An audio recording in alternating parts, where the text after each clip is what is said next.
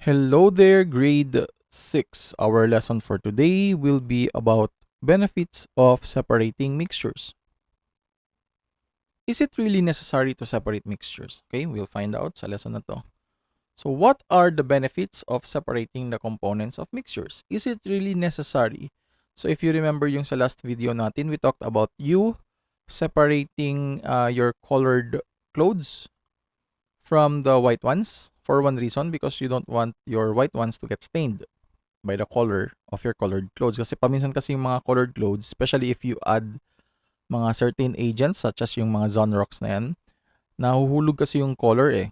Okay, that's why they made this certain color safe na Zonrox ngayon. Okay. Drinking water, separating dirt, residues, and eliminating organisms for us to be able to consume clean water. This process is called water treatment. So ano nga bang ibig sabihin ng bakit nga ba importante? Like earlier nga, bakit nga natin kailangan i-separate? Why do we have to separate a certain mixture? Like for example, dito sa raw water, we have this certain raw water that we get from water reservoir natin, or basically from the mountain. Okay, yung mga waterfalls and such. Diyan natin nakukuha kasi yung tubig sa river, flowing to a certain area. That's why other places they have these dams, no? Yung mga dam kasi nila dyan natin ini-store yung tubig. Okay. So, we have this raw water, and raw water will flow through certain containers. Hindi lang maliliit yan na, we're talking about big containers. So, the first process, it undergoes the passing through the coagulants. Ano nga ba ang coagulants? It refers to a certain chemical that allows sediments to fall faster. Baga, if you're going to add this certain chemical to a mixture of water and sand, it tends to make the sand particles heavier. So, ang mangyayari dyan is mahuhulog talaga kaagad yung particles. Okay. Then, after this process, we now have the flocculation. Okay? Flocculation. Ano nga bang ibig sabihin yan? If you remember the mixtures, no, yung mixture natin, we have this certain our two types of mixture.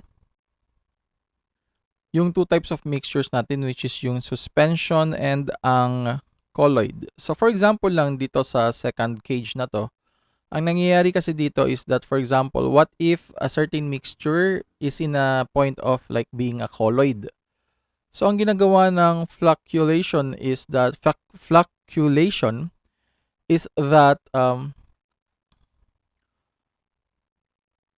binabind niya yung mga particles.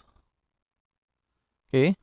Binabind niya yung particles. Smaller particles, dinidikit-dikit niya para mas magiging mas malaki. Okay? So let me try to show you a photo. So for example dito, kung mapapansin niyo, suspended materials, ang nangyayari kasi sa flocculation is that it tends to bind the particles together. Mapa-colloid man siya or suspended, it tends to bind the particles together to make it heavier. And once it is heavier, it will naturally, through the help of gravity, mahuhulog siya sa bottom part, which is easier. Okay? An easier way to deal with sedimentation. Okay? Okay, after that, meron na tayo from flocculation. Pupunta na siya ngayon sa sedimentation process. So dito, gagawin nila yung further process of sedimentation. You already know the sedimentation until yung mga particles nga will go through a certain phase na magiging mag-stay yung mga particles sa bottom part. Okay. Then after the sedimentation process, it will now go through the filtration process. Ang pag-filter niyan, there are several layers of minerals and such. Yung mga usually meron sila mga activated charcoal, ginagamit nila yan. Fine sand, yung in other mga bato, they use mga stones para to get minerals there. Okay? So filtration yan. And then later on, disinfection, they are going to add certain chemicals to kill the bacteria. Kasi during the process kasi, tinatanggal lang natin una we're just going to remove the particles, yung mga dumi that we get from the raw water. Okay, yung mga let's say may sand, soil particles na naiiwan during the process. Pagdating dito, if may nakakatakas pa rin, di ba? Hopefully, the process nga sa filtration is that for us to be able to remove the tiniest particle ever, kumbaga. Then here comes disinfection kasi sa pag-disinfection kasi, I mean when you have removed certain particles kasi, bacteria are basically smaller than some particles. So ang nangyayari kasi during the filtration process, bacteria can still survive or pass through the filter. Makakadaan pa rin siya. Kaya dito sa disinfection or sa treated water storage, they are going to add something, disinfectant, to kill the bacteria. But it's of course safe for us to drink. Then from the treated water storage, dyan na yung i-distribute to the entire city. Like in our case, nasa mga bahay natin, we have our faucet, no, from the Zamboanga City Water District. Okay? So for home consumption na sa atin na sa bahay. So look at the process, no? Tinatanggal nila, they are taking effort to remove all the dirt and bacteria from water, and most of us just leave the faucet open. So please lang, okay? Wag nyong iwan lang na nakabukas yung faucet ninyo. If you're not using it, if you're washing your hands, while you're washing your hands, kung pwede while you are soaping, i-turn off nyo muna yung faucet. Okay? Next is salt. Making use of seawater through the process of evaporation to have salt. So this process is basically the same as what you watched yung video last time, to evaporation lang. Meron naman in other places they make use of natural evaporation. So they're just going to leave yung water na yan in a certain pond or hole. Tapos just allow evaporation process, natural evaporation process. Ganun lang. Meron naman, they need to heat up the water so para mas mabilis yung evaporation process. Okay? Next is farming. After harvesting rice grains, they are placed in a threshing machine. Alam nyo ba ano yung threshing machine? Yan yung threshing machine. It is to separate the grains from the stalks. Ito yung palay natin. Okay? Which we normally see dito sa ating place sa Zamboanga. Marami tayong yan. And then, ipapasok nila yan sa threshing machine. Ang mangyayari dyan, natatapon na yung mga stalk. And naiiwan yung grains sa loob. Somewhere here. So, may collection area yan, kumbaga, in other words. Okay. And once milled, rice grains are separated from their husk by winnowing. Ano nga bang ibig sabihin ng winnowing? This is an example of winnowing. I'll just show you.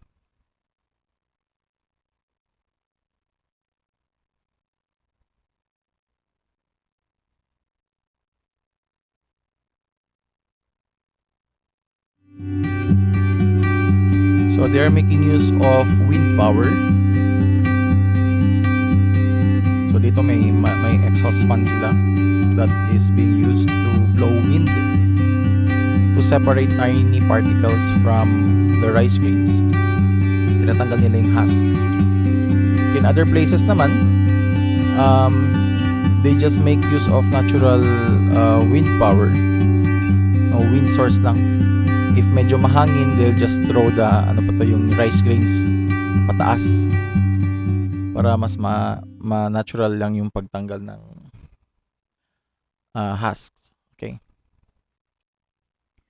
Coffee or tea, making use of filtration to separate the tea leaves and shredded coffee beans. So, usual filtration lang yan. This is basically like a day-to-day thing that you might experience.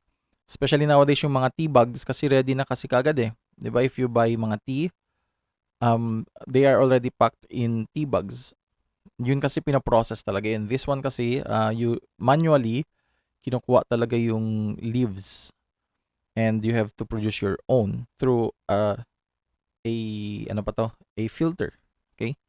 Para of course, you don't want to drink your tea tapos sumasama yung leaves ng tea. No one wants that. And of course, para sa coffee as well. Okay?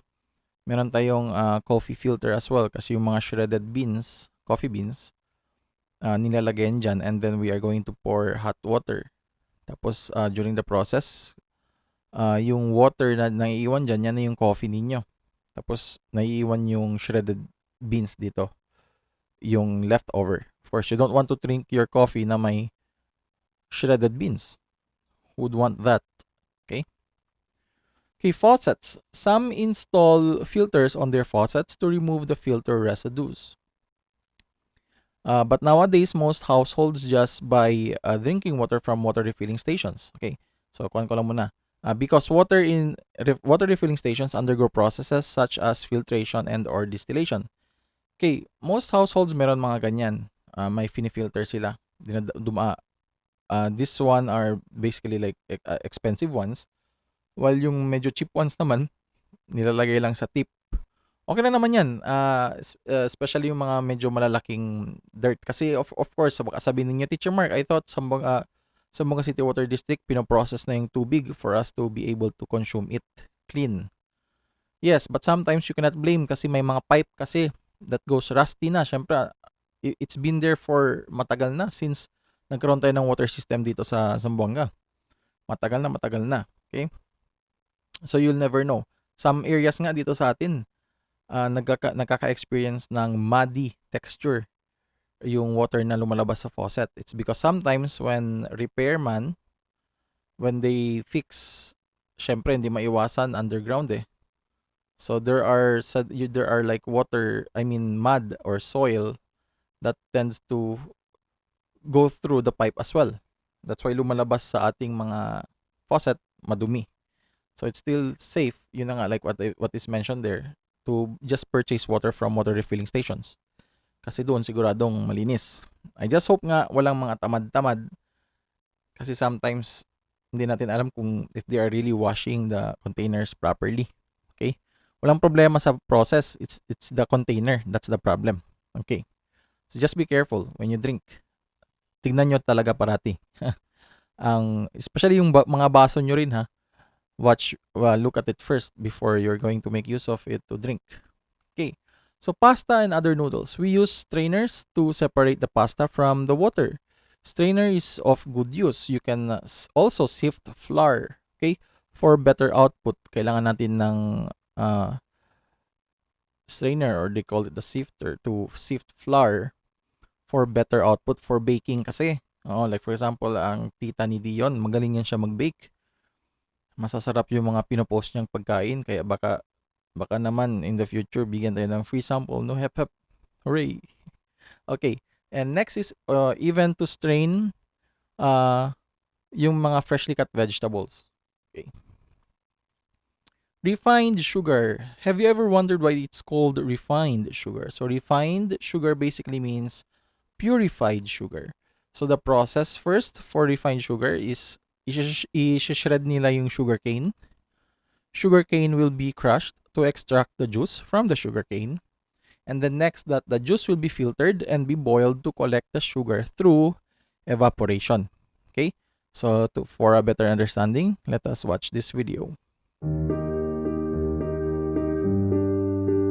Cane sugar has been the sweetener of choice for over 2,000 years. It is used in all types of foods due to its versatility. It enhances flavor, aroma, texture, and browning. It also helps retain moisture and preserve freshness. Sugar starts with sugarcane, a tall tropical grass that can grow up to 20 feet high. When it is ready for harvest, the tops are removed, leaving the base stalks behind so they can grow into the next crop. Sugarcane is a renewable resource that doesn't have to be replanted to produce a new crop. After harvesting and transporting to the mill, the sugarcane is washed and cut into shreds. Next, huge rollers crush the cane really hard. This mixture goes down to the separators, where the fibers are removed and the juice is sent on to the evaporators, which are basically huge pots heated by a furnace burning the dried sugarcane fiber. How efficient is that? This syrup is thickened by boiling off the water. Once the syrup is cool, it is time for it to be crystallized. To get crystals from the syrup, it is seeded with, well, crystals of sugar. Just a sprinkle is enough to kickstart the process. From there, it is moved into centrifuges, where centrifugal force squeezes out any remaining liquid, leaving, you guessed it, dry sugar crystals. Now the crystals are purified, decolorized, recrystallized, and dried in a large granulator. Next, they are sized by running them through a variety of screens, all to remove any impurities and make the sugar crystals just the right size and color. The end result is pure cane sugar. No bleaching or added chemicals required. Different types of sugar are created at various steps in this manufacturing process. Turbinado sugar has only been partially refined and only the surface molasses washed off.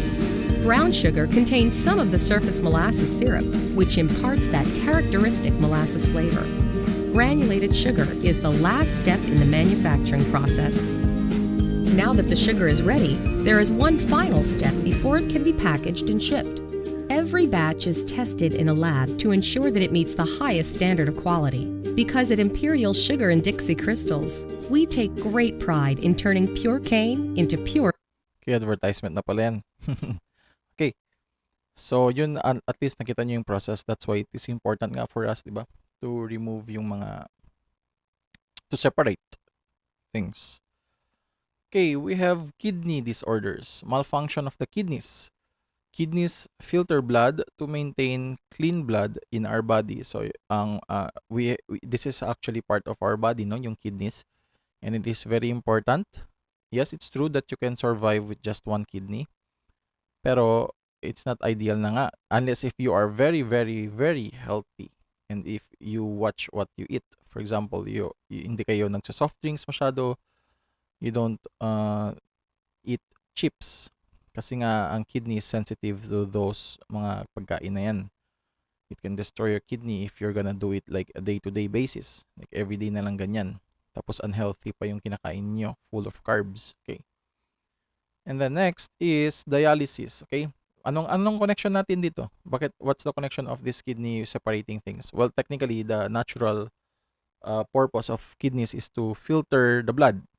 Yun na nga, di ba? Removing the waste from the blood. That's why, and yung after filtering na yung blood, diyan na yung lumalabas yung urea.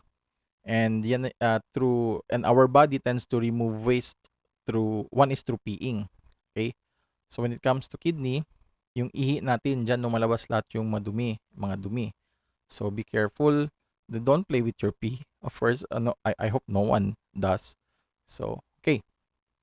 So yung dialysis naman is a process where blood from the body is pumped to a machine to simulate the kidney's function.